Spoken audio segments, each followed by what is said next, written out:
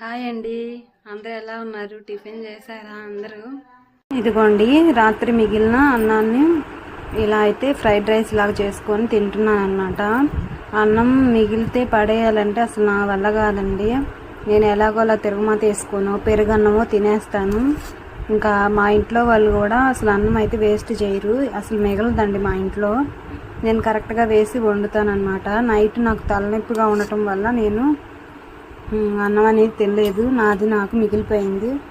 ఇంకా అందుకని ఈరోజు టిఫిన్ కింద ఇలా తిరగమాత వేసుకొని ఒక ఎగ్ వేసుకొని ఇలా వేసుకున్నాను అనమాట.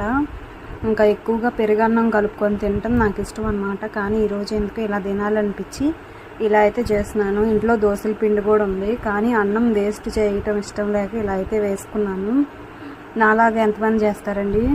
ఇంకా సద్దన్నాన్ని అయితే అసలు వేస్ట్ చేయను. మనం చాలా కష్టపడితేనే అన్నం దొరుకుతుంది కదా, అందుకే